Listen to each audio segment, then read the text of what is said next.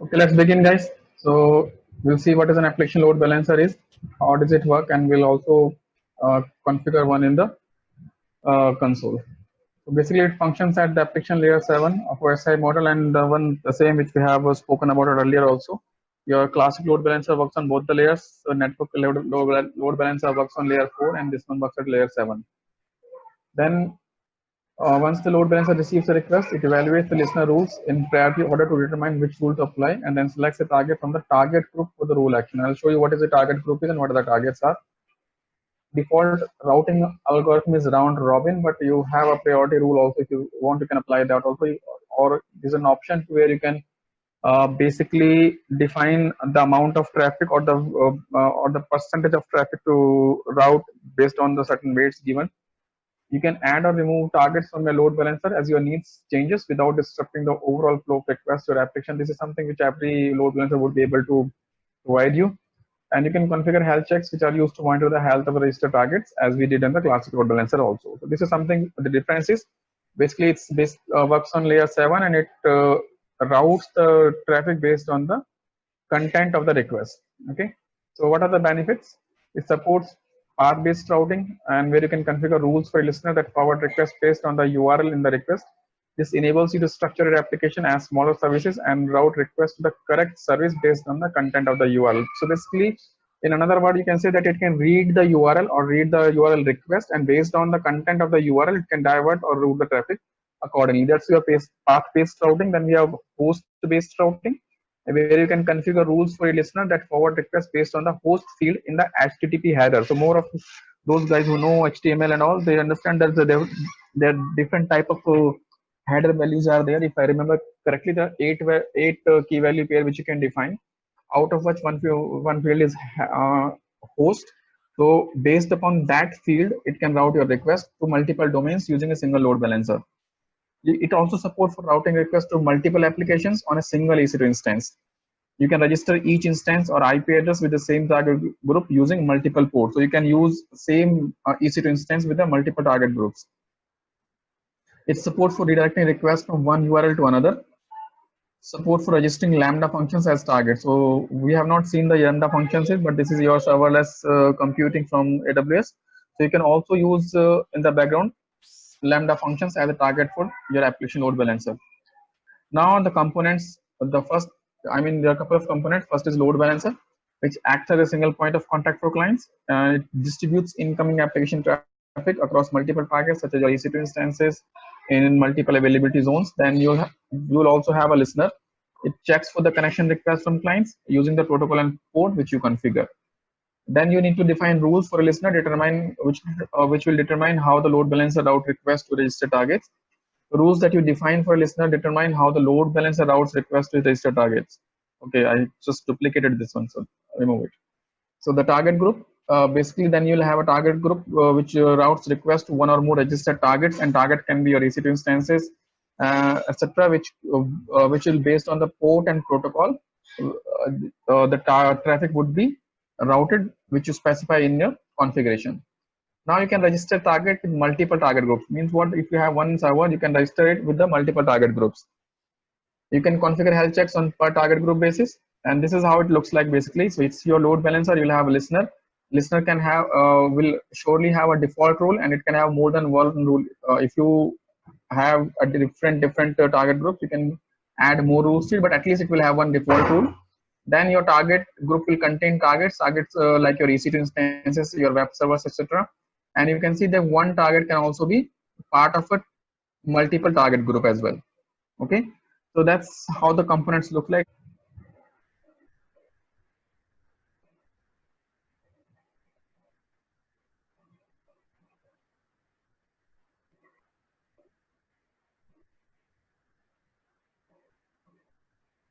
I hope you can see the management console.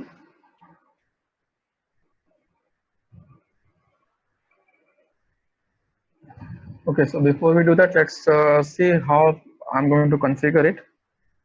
So I'll stop sharing, take you to the whiteboard. So the plan is that we will configure one.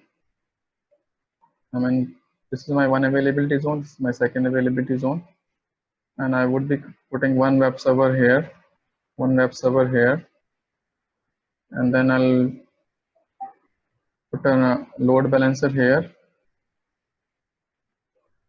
and what we'll have a different directory structure path here. Let's say path 2, and here we'll have path 1. I mean, this is a different file, or you can say different content. Okay, and once that is done, we will configure a load balancer. This is our application load balancer. We'll configure it based on the path routing, and it will look at the content of the URL, and accordingly it will route the traffic either to this web server or to this web server. Okay, that's gonna we do. This is going to be AZ1, and this is going to be AZ2. Okay, in the default VPC. That's what we're planning to do.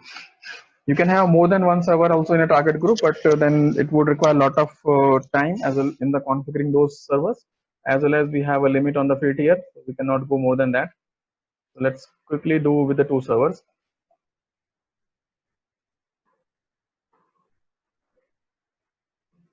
Let's go back to the management console. Go to the EC2. We are in Singapore. Okay.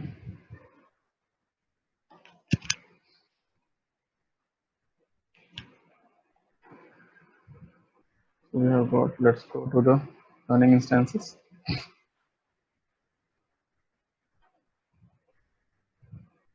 Let's quickly create 2 different instances.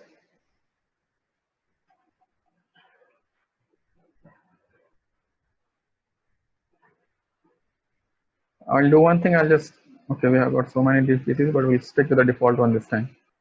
So I'll make sure that these 2 instances are running on a different availability zone. So I'll select one here. I'll go for 1A, and everything else I'll keep same.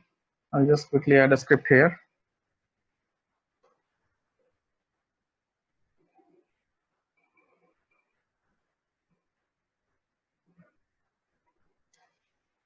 So basically, you can see this is the normal bash script. What I have done here is I just added additional step. I'll just created one directory here, and inside that directory, I'm going to create this index.html. Okay.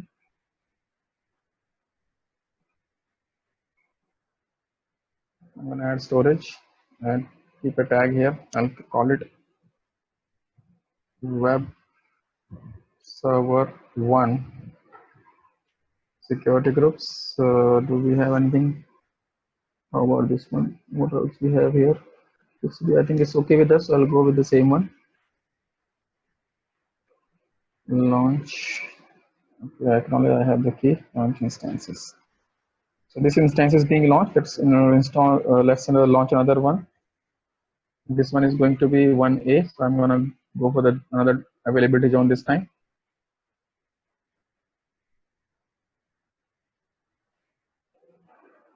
I'll go for 1C. We'll do the same thing here as well. I'll do one thing. I'll make it path 2. I'll make it path 2. I'll say this is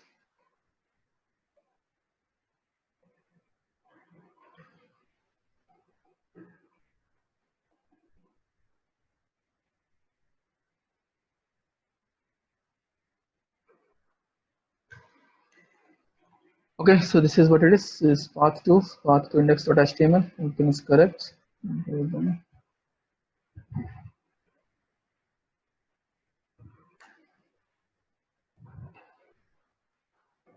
Click some storage. Add tags. I'll give another tag here.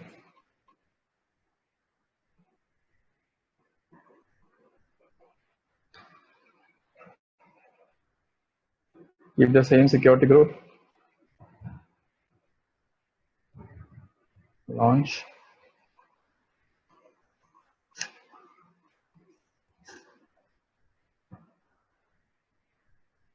So I got one running, one is pending. Let's go to that one.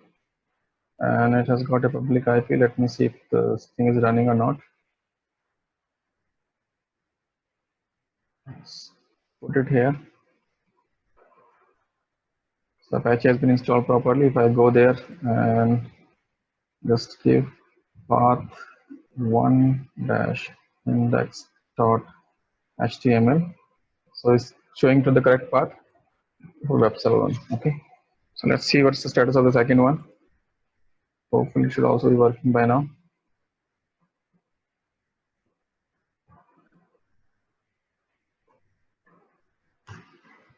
Yes, this is working. My both web servers are ready. Let's go and start creating the load balancers. So if I go here in load balancing, you will see target group. So create a target group.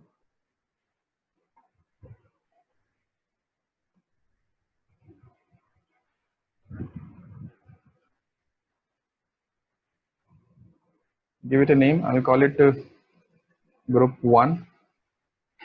Target type, it can be instance, IP, or the Lambda function. I have an EC2 instance, so I'll stick with the EC2 instance. I will be using HTTP at port 80, and this is my VPC, the default VPC. And then the health check settings, you can go for HTTP in the path. If you want, you can give the whole path to the index.html, or you can stick with the default one. Here we have the advanced health check, the similar which we had with the classic load balancers. So you have healthy threshold, unhealthy threshold, and let's make quickly, we can bring it 3 and reduce this interval here. I will make it 10 seconds. And the success code, I'll go and create. So this target group is created. Let's go and create another group. I'll call it group 2. It will also be instance based. Okay, I'll stay with default. I'll just change this to the 3 and this change interval to 10. Okay, and just create a group here. So now I have got created 2 groups. So what I'm going to do is stop sharing here. I'll take you to the whiteboard so that you can understand what I'm trying to do. So this is my 2 EC2 instances. What I have done is I have created secured, I'm in target group 1 and target group 2. Now what I'll do is, now I will take this EC2 instance, I'll make it a target in this target group. I'll take this EC2 instance and make it a target for this target group. Okay, this is my target group 2 and this is 1. Okay, and they will have these targets inside. So let's go back to management console. Okay, so we have group 1 and group 2. So if you just keep thing up, you can group 1, click on targets. Currently we do not have any targets, click on edit. You can see we have got 2 servers running. So web server 1 and web server 2. This is going to be my group 1. So I'm going to select this group web server 1 and add to register targets and click on save. Okay, so I have got 1 target here. Now similarly, I'll go to the other group, edit the target, add web server 2, add to register, click on save.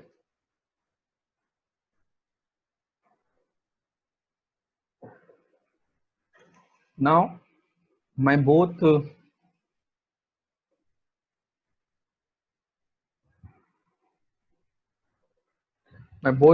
and group 2 has one target each. Please keep in mind that you can have more than one, but currently we are running with 2 servers, so we have added 1 server each in each target group. Okay, once we are done with that, let's go to the load balancers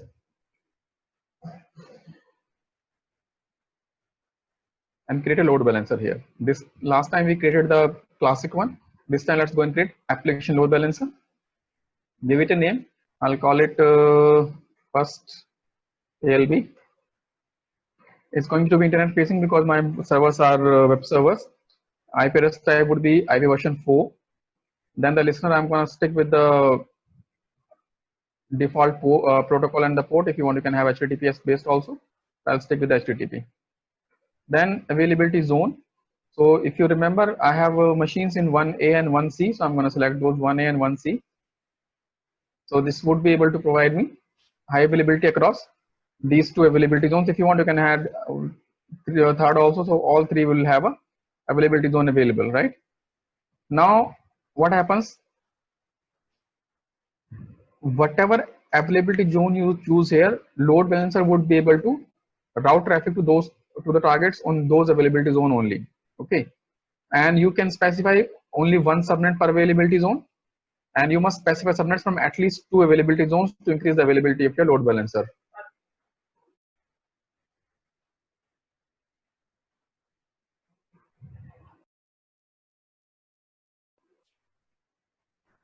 Okay, so if you want, you can tag it. I'm not tagging it, so I'll just keep it same. Next, you can configure security settings. We do not have any certificate, so we cannot do that. And we have selected listener as HTTP, not HTTPS. Security groups, I'm gonna select the same one. It has got the required ports open. Now configure routing. So you can say that either you can create a new target group if you have not created earlier, but we have created earlier a target group, so we'll go for an existing target group and then choose from the available target group. So you can see group 1 and group 2. So I select group 1. Okay, and because all these settings have been previously configured with the available target group itself, so you cannot change these settings now. So that's what.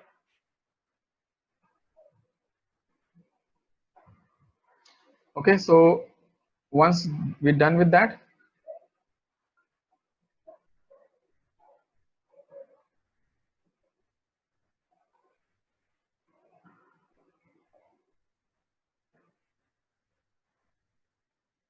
someone has started the video. Okay, I'll close it. Okay, so this is what it is, and once it is done, click on register targets. So it will start showing what are the registered targets, the instance ID, and this is the port on which it has been registered. Next, review. It will give you the options. Wants to review whatever input you have provided, and click on create.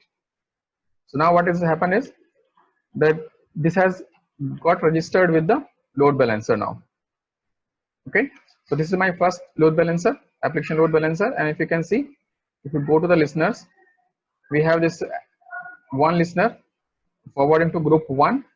Here you can view and edit rules, so add more target groups to that. Okay, and you can add rule or the path based routing here. So once you are into this one, you see only the default one. You can see this is the default action, and this rule cannot be moved or deleted, so this will be there always.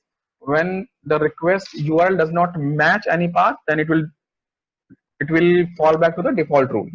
Okay, so let's add one rule. Click on insert rule, add condition. We're gonna go with the path and give it a path. So we have a path, you know that it was PATH path 1 asterisk, and add an action forward to select a target group. So let's say group 1.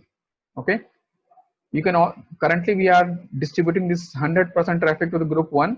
If you have more than one target group and you want to assign to those, you can assign a different target group and change the weight here. Okay, but because we have we have only 2 target groups and both are supposed to deliver different content, so I'm going to leave it.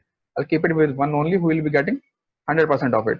Okay, so I'll click it, I'll save it, I'll add one more rule, add condition, again the path based routing.